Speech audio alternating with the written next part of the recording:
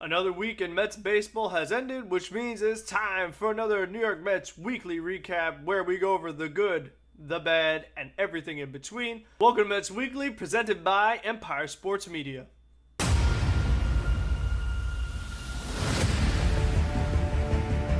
3-2, Vader swings and misses, strike three. He struck him out. 5 Met pitchers combined for the second no-hitter in New York Mets history.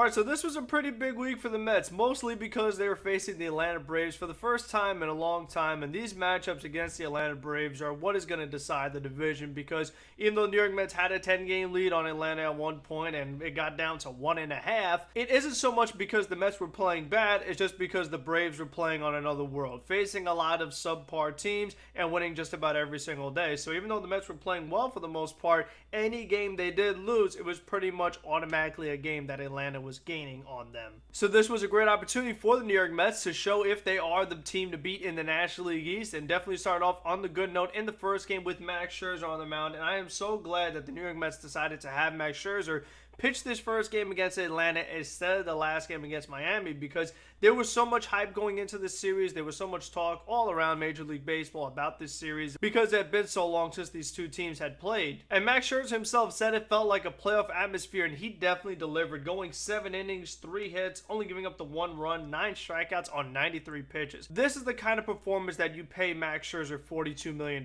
for, where it's a do or die game. You need a big time pitching performance to keep you in the game, keep it close. And Max Scherzer did exactly that. And it was really nice to see that the investment that the New York Mets made paid off. Adam Ottavino got in and out of trouble. The scoreless eighth, Edwin Diaz, I mean, he's going to be a big storyline of this week, as he ended up striking out the side, a perfect ninth inning on only 11 pitches. On offense, the Mets had a couple of runs driven in by Pete Alonso. That's going to be another storyline. You're going to hear that a lot during this episode. And Luis Guillorme actually hit his second home run of the season. And it's mostly because Luis Guillorme was facing Darren O'Day. This is the second time in Guillorme's career where he has hit a home run against Darren O'Day. And even though the Mets won this game, they definitely could have scored more runs, because Nimmo and Lindor got on base 3 times each. Marcana got on base 3 times. Escobar definitely had a rough game, and then the bottom half of the order of J.D. Davis, Travis Jankowski, and Tomas Nido, that's going to be another big storyline of this game, just talking about the overall depth of this team and the top of the lineup compared to the bottom of the lineup. And then the second game, we go to the bad. After winning 4-1, the New York Mets lose 4-1 to the Atlanta Braves. David Pearson was on the mound, and he really gave it his all, going 5 3 innings, 2 hits, 2 runs, 3 walks, 9 strikeouts, 105 pitches. Now, David Pearson certainly got squeezed on a pitch against Dansby Swanson that looked like strike 3.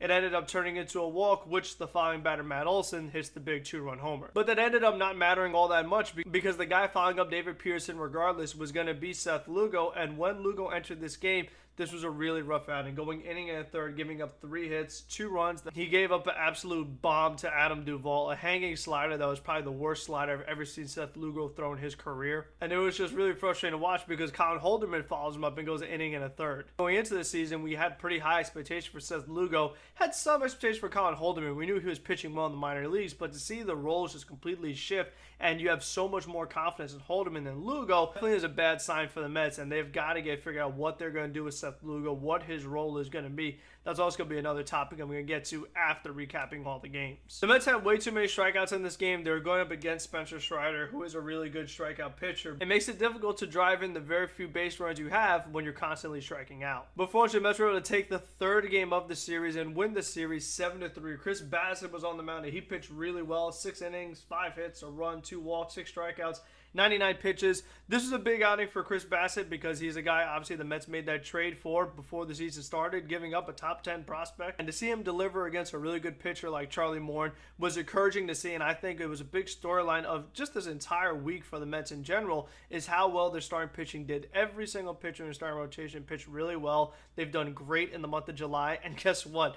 The best pitcher in all of baseball is likely going to join this rotation sometime in the next 2 weeks. And we know that having good starting pitching is extremely important once you get to October baseball. So if the Mets do indeed win the division, this rotation is going to be able to keep them in most games. Drew Smith came in after Chris Bassett. He had a good first inning, but then the second inning, he did give up yet another long ball, so not a big surprise there. But Tommy Hunter, he gave up a run in the ninth. I never think that Francisco Lindor was one of the bright spots of the week for the Mets. He had a really good series against Atlanta. Like we said, this is a big-time series, and it's good to see that your big-time players that you paid a lot of money to, the Max Scherzer, the Francisco Lindor are the guys that stepped up these really pivotal games. And in the Chicago series that we're going to get to, Francisco Lindor also had a pretty good series. And the Mets offense picked up right where it left off in this first game against the Chicago Cubs, winning 8-0. Carlos Carrasco was on the mound, and he went 6 scoreless innings, but he did give up 5 hits and 2 walks, so he got out of a lot of jams. The Cubs really struggle with runners in scoring position. That's something you're going to see a lot in this series recap.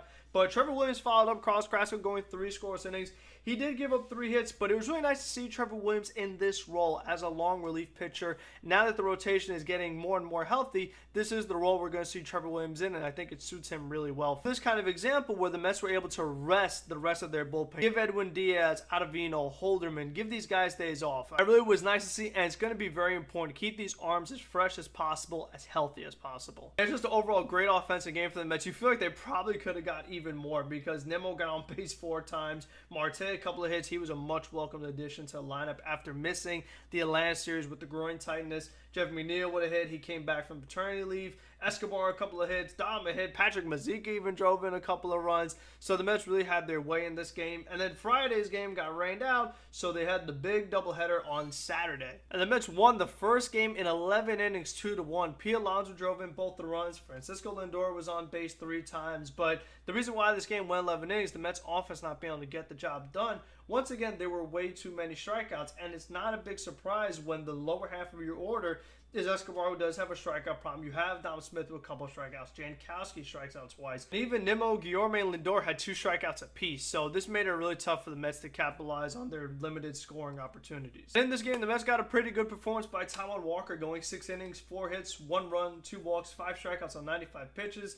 Seth Lugo scored this inning, but he did give up a couple base runners. Drew Smith a perfect inning. Adam Ottavino 2 perfect innings with 3 strikeouts, and then Edwin Diaz obviously closing the door once again. So we're really seeing that this Ottavino to Diaz combination is looking pretty good for the most part, and that's going to be the way it is going forward unless the Mets add another high leverage reliever, hopefully David Robertson. And even when Trevor May comes back, I trust Adam Ottavino more than Trevor May, because May gives up way too many home runs out of nowhere. He just throws it down the middle, boom, it's gone. So as of right now, I think that the combination for the Mets is you have your good starting pitchers do their thing. You have Colin Holderman in the middle lane, 6-7. He's a guy that does well going 2 innings. And then you have Ottavino in the 8th, Diaz in the 9th. And that is a really good recipe for success. But when we get to Sunday's game, it doesn't always necessarily work because those 3 guys are not available every single day. And the second game for the Mets also went to extra innings. At this time, they won 4-3. They got a big game for Eduardo Escobar, 3 hits, including a home run. He continues to just absolutely annihilate Drew Smyly. I believe he's like 7 for 11 or 7 for 12 with 4 home runs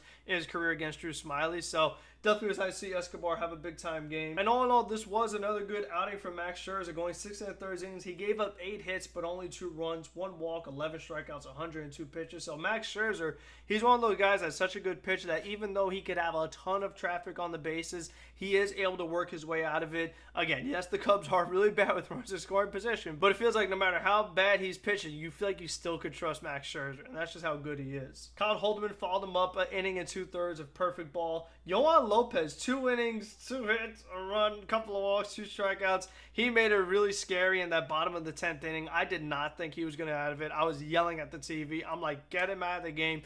Bring in Tommy Hunter. Bring in somebody, because I just can't watch Yohan Lopez do this. I really don't think he's that good. I prefer Steven Nagosek over him. I prefer Adonis Medina over him because the doubleheader, obviously you get the 27th man, Yohan Lopez, the guy they chose. And they said, you know what, we're not going to have him tomorrow anyway, so we might as well just tire him out. And the Mets were able to turn the double play, Escobar with the backhand, firing it across the diamond. And the Mets also had a big play in the first game where Escobar makes a diving stop and a low throw. Jay Davis makes an amazing pick for a guy who's not an experienced first baseman. But then we get to the bad, and this was as frustrating a game as the Mets have had all year long. They have a perfect opportunity for a 4-game sweep, but as we know, the Mets don't sweep teams, it seems, and David Pearson was on the mound.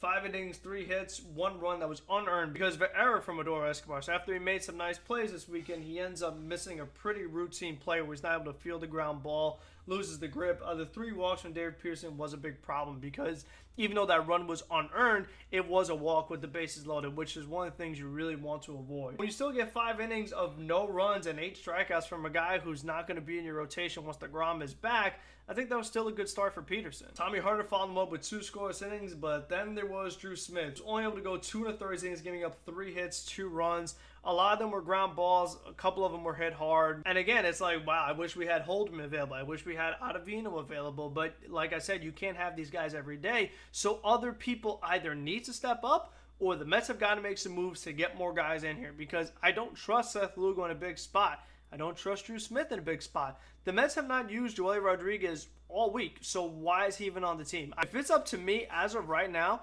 once Jacob deGrom is back, I'm sending down Joely Rodriguez. Since I'm not using him anyway, I'll put David Pearson in the bullpen. He's a guy that's been really good against left-handed hitters. He's a guy that could get lefties and righties out. He can go multiple innings, so you'll have 2 long relievers. So I just really think the Mets have got to add at least 2 relievers, in my opinion, because I think that you just cannot count on Lugo or Drew Smith in a big spot in the playoffs. They add more, I'm all for it. The more the merrier. You can never have enough pitching. You need to be covered for potential injuries, for potential regression, or like I said, just guys not being available. You need to always have quality relievers out there. It can't be excused that, oh, but we didn't have Diaz and Ottavino available, so we're not going to win. That's going to make it really tough to win the division. You have to have other relief pitchers step up. And on offense, the Mets had a million opportunities, but they were not able to capitalize. Luis Guillorme definitely had a rough series against Chicago. He ground into a double play. He was able to get a hit in the 9th inning. But Jeff McNeal, he had a really rough series in Chicago, and he's someone I do worry about. Jeff McNeal, he's in probably his first slump of the season. And I could just tell once McNeal is in a slump, he really gets in his head. And I know Jeff McNeal is going the wrong way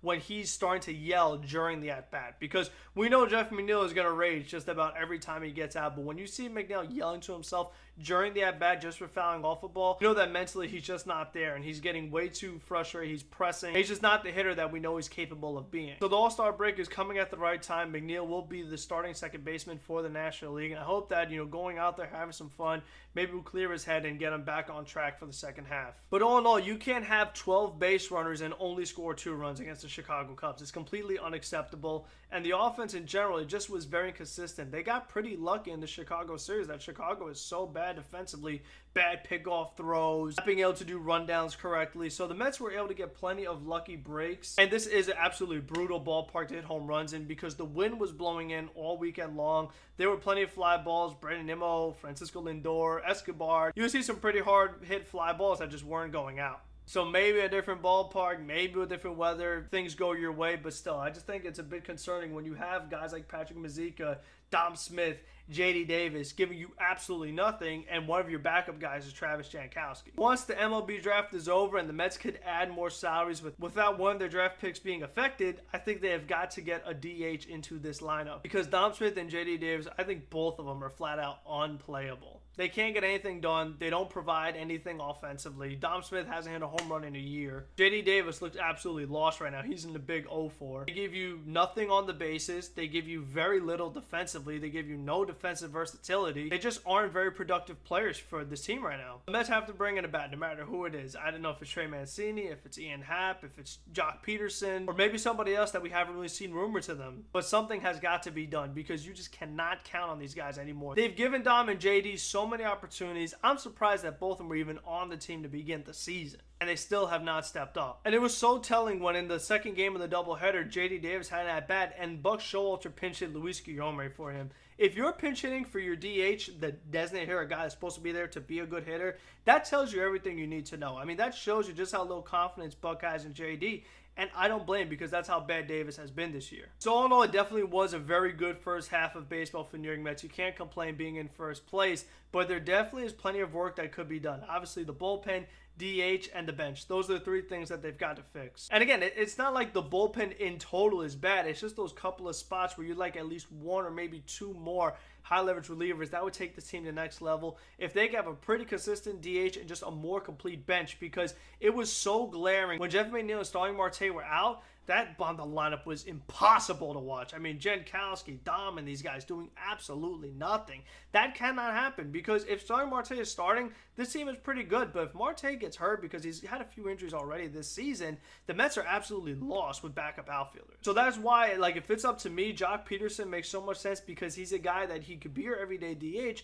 and he could also be your 4th outfielder. And he's not great in the outfield, but he still can play it. And he's just so much better offensively than Travis Jankowski that it's worth it. And I want to see the Mets make the moves now, because these weaknesses are just so glaring. They've been glaring all season. why wait till August 2nd? Do it now. You have a few days in the All-Star break to talk to some teams and really just get something done. If they trade the whole farce for Juan Soto, that works for me. I mean, that'll take care of your outfield, that'll take care of your bench. It won't fix your bullpen, but at least it'll address a couple of issues. So let me know your guys' thoughts on this week for the Mets and just the first half in general. Make sure you're checking in all week long from all the daily content from Carson and Andrew, and that you go to EmpireSportsMedia.com for all your New York sports needs. And I've been Frank About Sports. Until the next one, be safe, be smart, be healthy. Let's go Mets. Go get Juan Soto.